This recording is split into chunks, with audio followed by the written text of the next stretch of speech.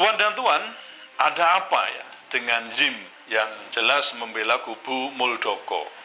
Salahkah seorang advokat itu membela kepentingan klien siapapun yang secara sekilas mungkin ya dinilai atau bahkan dianggap salah atau bahkan dianggap tadi pembegal partai?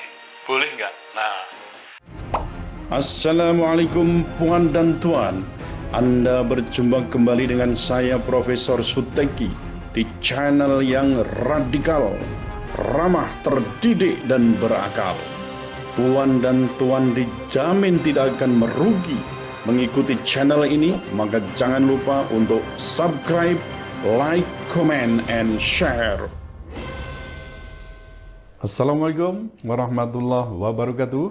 Puan dan Tuan, dimanapun saudara berada, apa kabar semuanya?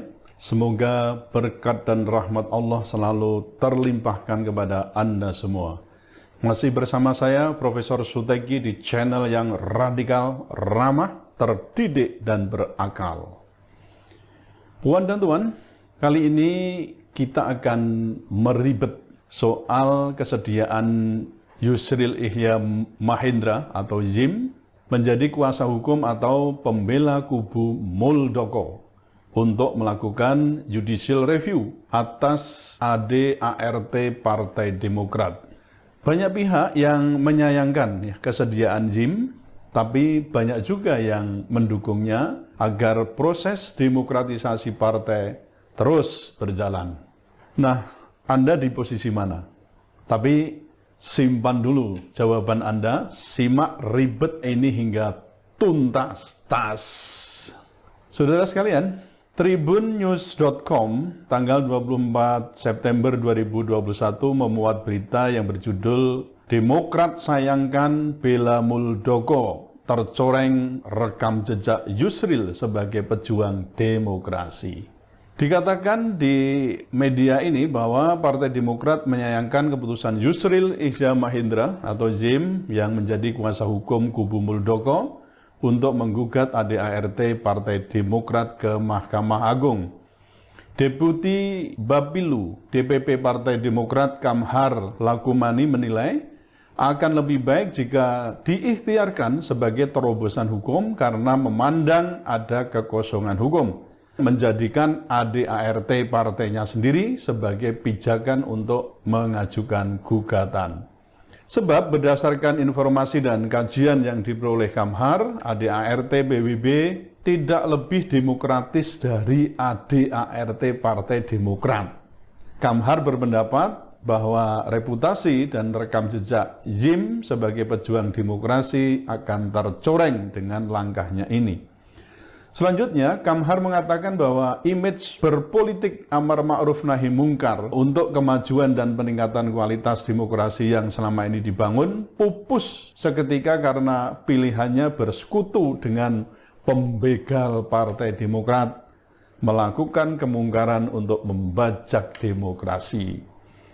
Kamhar menyebutkan bahwa langkah Zim itu adalah mengobok-obok partai politik dan membuka ruang yang semakin lebar untuk mengintervensi independensi partai politik.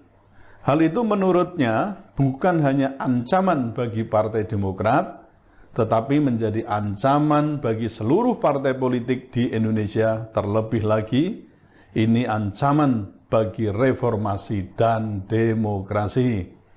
Intinya, saudara sekalian, Kamhar hendak menyatakan bahwa Demokrat yakin bahwa hasil Kongres kelima Partai Demokrat diselenggarakan sesuai dengan mekanisme organisasi dan berjalan secara demokratis.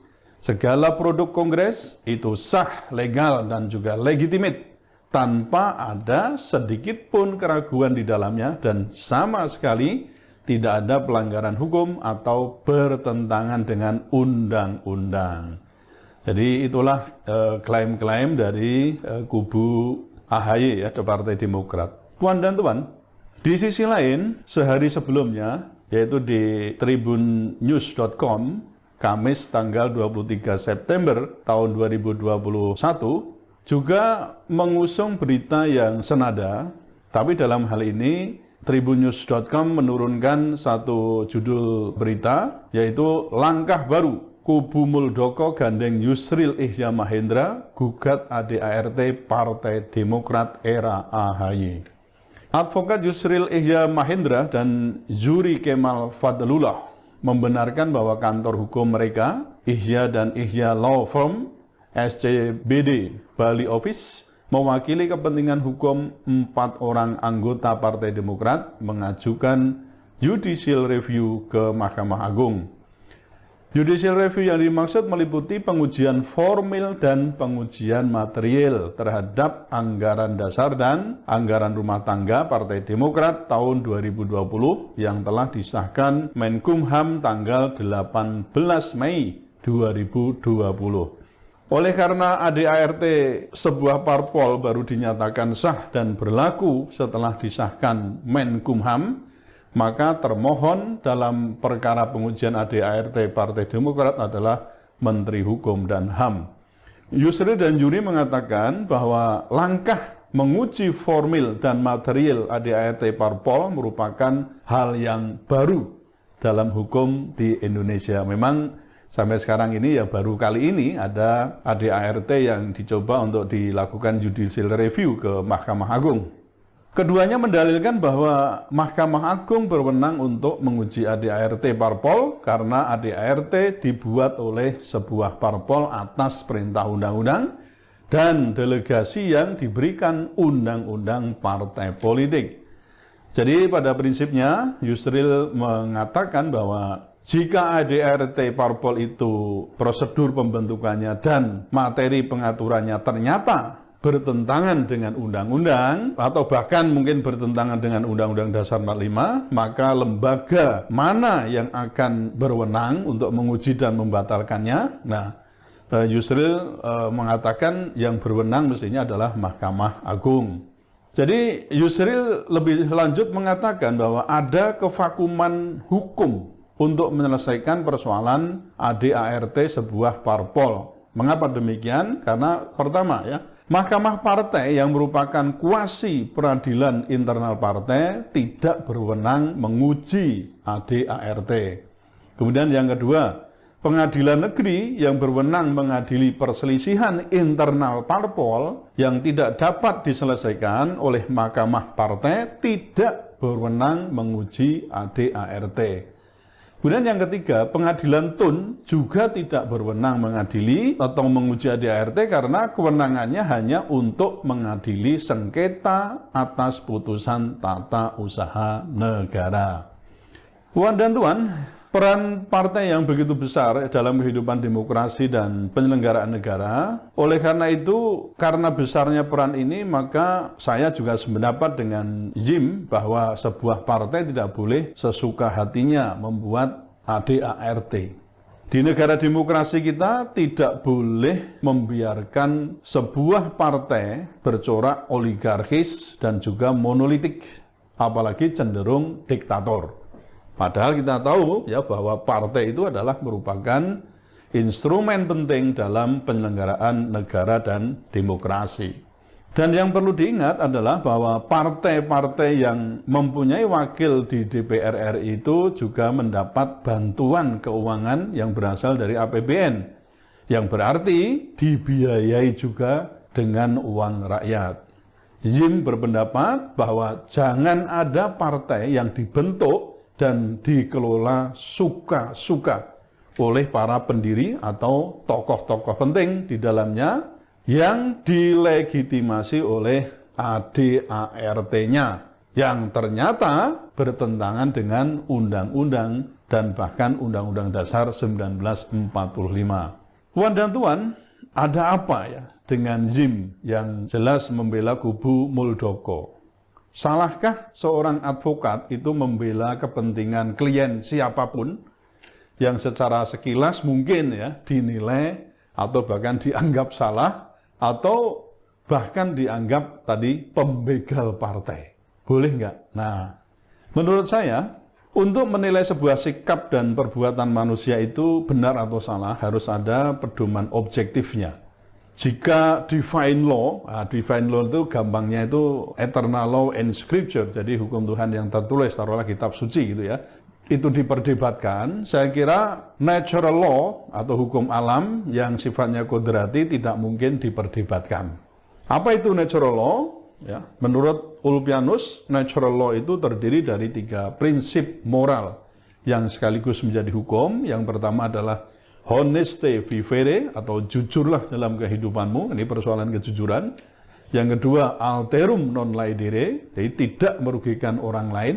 Dan yang ketiga sum cuique tribuere, memberikan kepada orang lain apa yang menjadi haknya. Jadi 3 prinsip dasar itulah yang nanti akan menjadi dasar bagaimana hukum dibentuk dan juga ditegakkan.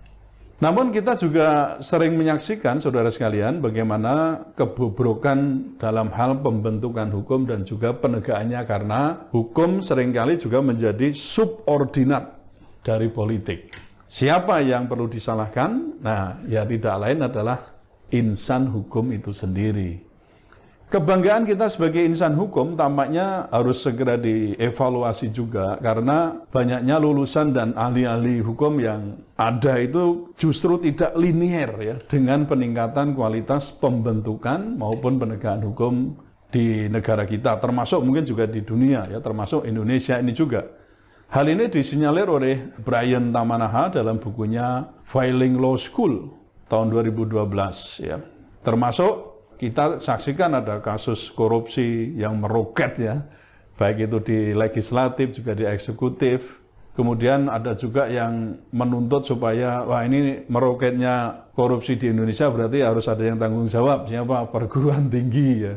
Salah satunya menjadi terdakwa sebagai salah satu penyebabnya. Nah, tentu dalam hal ini debatable ya, dan saya tidak setuju kalau perguruan tinggi kemudian dijadikan kambing hitam di situ.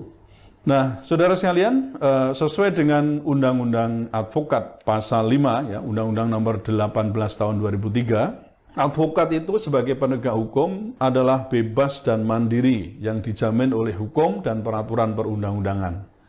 Dalam proses penegakan hukum di Indonesia seringkali ditemukan anomali, dan anomali itu bisa berupa misteri dalam pencarian keadilan.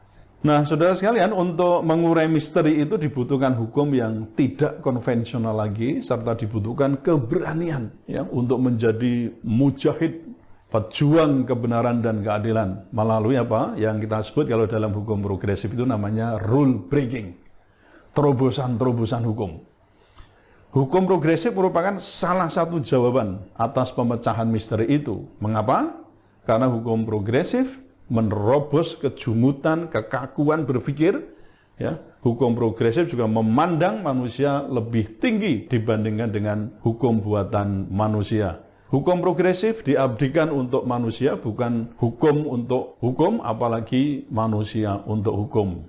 Nah, pertanyaan sekarang ini adalah bagaimana advokat mengejawantahkan hukum progresif dalam kehidupan profesionalnya. Nah, tadi kita sudah menyinggung apa yang dilakukan oleh Yusril itu melakukan terobosan ya, breakthrough.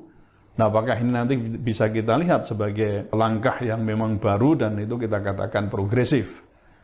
Saudara sekalian, advokat dapat memaknainya di level gerakan. Memaknai hukum progresif di level gerakan, advokat memaknai hukum progresif di ranah praktek, juga di ya praktek hukum, terutama pembelaan terhadap kasus-kasus. Nah, termasuk kasus yang sekarang ditangani oleh Yusril ini yaitu terkait judicial review terhadap ADART Partai Demokrat yang diajukan oleh kubu Muldoko.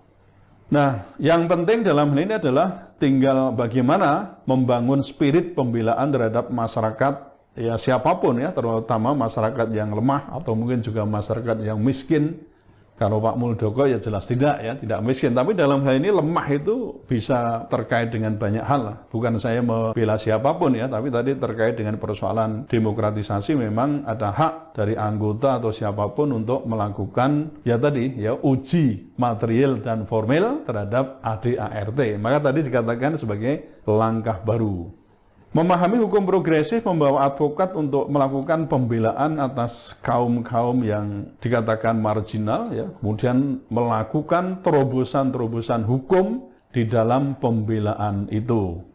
Saudara sekalian, salah satu media yang paling tepat untuk mengejawantahkan hukum progresif dalam penegakan hukum kita adalah melalui pemberian bantuan hukum, ya, ataupun juga boleh juga ya dilakukan melalui pembelaan, ya. Ini bantuan hukum kan cenderung dimaknai sebagai advokasi ya kepada orang-orang yang termarginalkan, meskipun juga tidak menutup kemungkinan bagi pihak yang lain. Tapi khusus untuk dunia advokat juga ada, bukan di bantuan hukumnya tapi di kepengacaraan atau di persoalan advokat. Pemberian bantuan hukum struktural itu bisa ditempuh ya, terutama tadi untuk membela orang-orang yang termarginalkan ya, orang yang lemah dan seterusnya, itu bisa dilakukan. Saudara sekalian, para advokat sudah saatnya untuk mengubah mindset yang semula itu berprinsip maju tak gentar membela yang bayar, dan prinsip ini harusnya sudah diubah ya, lalu mengingsut menjadi maju tak gentar membela yang benar. Mark Galenter pernah mensinyalir adanya advokat hitam ya, atau disebut dengan black advocate, yang pekerjaannya sering melakukan pembelaan kepada siapapun, yang penting membayar cukup apalagi lebih. Nah, para advokat ini sudah kehilangan idealisme dan kemanusiaannya. Pelayanan hukum sudah berubah menjadi produk jasa yang dijual. Para klien diharuskan membayar sesuai dengan waktu atau disebut dengan the fraction of the hour yang digunakan oleh para lawyer untuk melayani kliennya. Jadi kalau perlu jam-jaman gitu ya. Anda mau berapa, mau membayar saya per jam berapa? Nah, berapa dolar? Bukan rupiah lagi, mungkin pakai dolar ya. Mark Galenter mengatakan dalam bahasa sindiran begini, a good lawyer is like a good prostitute. Ya, if the price is right, you warm up your client. Jadi kalau dikatakan lebih vulgarnya gitu, a good lawyer, jadi pengacara yang baik seperti seorang pelacur yang baik. Jika harganya pas ya, sesuai, maka Anda itu maksudnya pelacur itu akan menghangatkan klien secara penuh. Nah, apakah Anda mau menjadi advokat model seperti itu, atau Anda ingin menyewa advokat yang model itu? Nah, kita seharusnya jangan membiarkan terjatuh dalam praksis kepengacaraan seperti yang digambarkan oleh Mark Galenter itu. Moral konstitusi kita menjunjung tinggi kemanusiaan yang adil dan beradab. Yang tentu dalam hal ini kandungan moral tersebut dikehendaki untuk menyebar ke seluruh bidang dan pekerjaan di negeri ini, termasuk bidang peradilan, termasuk di dalamnya adalah dunia advokat. Konstitusi kita memberikan amanat agar peradilan di Indonesia lebih berjalan di sisi idealisme. Ya, seperti menolong orang yang lemah, termarginalkan, ya, daripada menjalankannya sebagai tempat mencari untung. Oleh karena itu, saudara sekalian, para advokat mesti ada dalam satu barisan yang saya sebut sebagai advokat progresif, untuk bersama-sama menegakkan kebenaran dan keadilan, termasuk memperjuangkan, sementara ya yang kita yakini untuk Indonesia di sini adalah tentang demokratisasi di negeri ini, meskipun kita juga tahu lah ya banyak cacat celahnya persoalan demokrasi ini. Sebaiknya orang hukum terus mendorong agar penegakan hukum di negeri ini dijalankan dengan ilmu hukum, ya, bukan ilmu amplop. Nah, amplop-amplop itu sungguh bisa akan membuat bifurkasi hukum, bahkan akan menjadikan keadaan seseorang itu iman atau tidak tergantung dari amplop. Imanuhum fi amplopihim. Apakah Yim termasuk advokat hitam ini, ataukah advokat progresif? Ketika tadi sudah melakukan terobosan ya untuk mencoba mendedah gitu ya, mendedah kejumutan ADART yang selama ini memang jarang sekali tersentuh.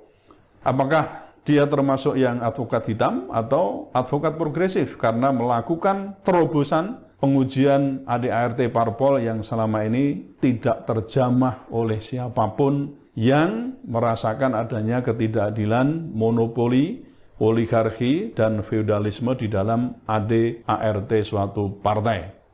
Sebagai advokat, Jim ingin bekerja secara profesional, ya katanya begitu ya, sebagai salah satu unsur penegak hukum di negeri ini sesuai dengan ketentuan Undang-Undang Advokat. Bahwa ada kubu-kubu tertentu di dalam Partai Demokrat yang sedang bertikai, Yusril menyatakan itu dia tidak akan mencampuri urusan ini. Urusan politik adalah urusan internal Partai Demokrat, dan Jim menyatakan tekadnya bahwa akan lebih fokus kepada persoalan hukum yang dibawa kepadanya untuk ditangani.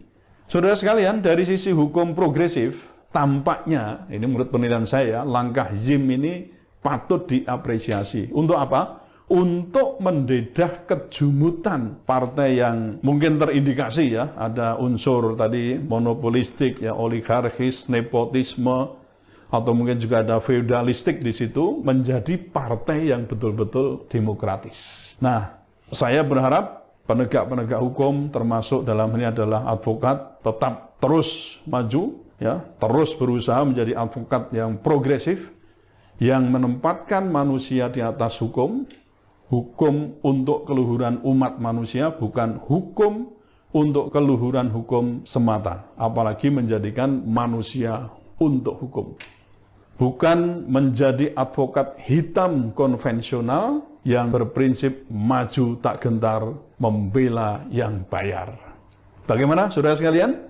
Apakah Anda setuju dengan pendapat saya yang mencoba untuk mengapresiasi langkah Jim dalam rangka demokratisasi parpol, ataukah Anda berpendapat sebaliknya? Apapun jawaban Anda, tetaplah radikal, ramah, terdidik, dan berakal. Wassalamualaikum warahmatullahi wabarakatuh.